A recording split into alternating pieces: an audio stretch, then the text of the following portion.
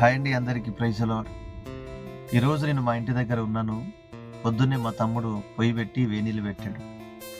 అన్న వేనీళ్ళు పెట్టాను అని చెప్తే ఆ పొయ్యి దగ్గర కొద్దిసేపు కూర్చున్నాను, నేను నా పిల్లలు కలిసి.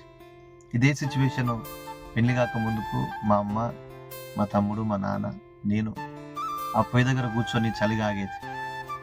15 సంవత్సరాల క్రితం ఈ విధంగా కూర్చున్నాను. మరలా అదే సిచ్యువేషన్ ఇప్పుడు వచ్చేసరికి చాలా దుఃఖం అనిపించింది. ఇదే పొయ్యి మీద మా అమ్మ వంట చేసేది, మాకు ఛాయ్ పెట్టేది, కూర చేసేది.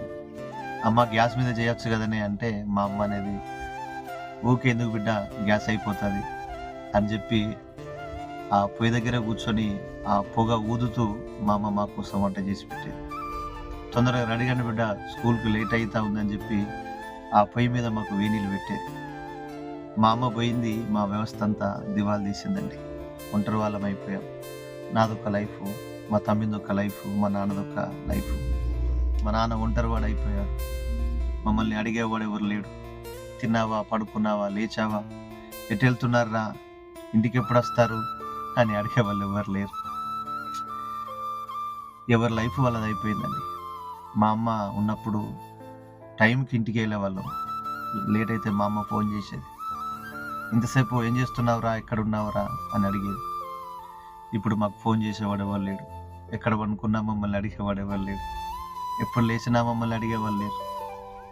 చాలా బాధ అనిపిస్తుంది, చాలా దుఃఖం అనిపిస్తూ ఉన్నది. మా అమ్మ లేని లోటు చాలా కనబడుతూ ఉంది నాకు. అందుకే తల్లిదండ్రులు ఉన్నవారికి చెప్తా ఉన్నా, ఆ తల్లిదండ్రుల ప్రేమను మీరు వదులుకోవద్దని మీకు జ్ఞాపకం చేస్తూ ఉన్నా. వాళ్ళు బ్రతుకున్నప్పుడే వాళ్ళను, వారి యొక్క ప్రేమను మీరు అనుభవించండి. వాళ్ళు ఉన్నప్పుడు అర్థం కాదండి, వాళ్ళు పోయిన తర్వాతనే వారి ప్రేమ మనకు అర్థమవుతుంది. కాబట్టి మా అమ్మ ఎంతగానో ప్రేమించింది మమ్మల్ని. ఇక్కడ పొయ్యి దగ్గర కూర్చున్నప్పుడు చాలా దుఃఖం అనిపించింది. మీకు కూడా ఒకసారి గుర్తు చేద్దామని చెప్పి ఈ విధంగా వీడియో తీయడం జరుగుతుంది. ఈ విధంగా పొయ్యి దగ్గర కూర్చోవడం కామనే అండి, అందరూ కూర్చుంటారు. కానీ అది నాకు చాలా కొత్తగా అనిపిస్తూ ఉన్నది, చాలా విచిత్రంగా అనిపిస్తూ ఉన్నది. అదొక తీపి జ్ఞాపకంగా కనబడుతూ ఉంది నాకు. మా అమ్మ లేదు కాబట్టి అవన్నీ గుర్తు చేసుకుంటే చాలా దుఃఖం అనిపిస్తూ ఉన్నది. ఆ పొయ్యి దగ్గర కూర్చొని వేప పుల్ల వేసుకొని ఆ వేనీళ్ళు కాగపెట్టుకునేవాడిని నేను. ఆ గిన్నెలో చేపెట్టి, అమ్మ ఇంకా వేనీళ్ళు కాగలేదు అని చెప్పేవాడిని. త్వరగా రెడీగా బిడ్డ, స్కూల్కి లేట్ అవుతూ ఉన్నది, మేము పనికి పోవాలి, బావి దగ్గరికి పోవాలి అనేది మా అమ్మ. నిజంగా ఇవన్నీ ఆలోచన చేస్తే ఎంత తొందరగా సమయం గతించిపోయింది కదా.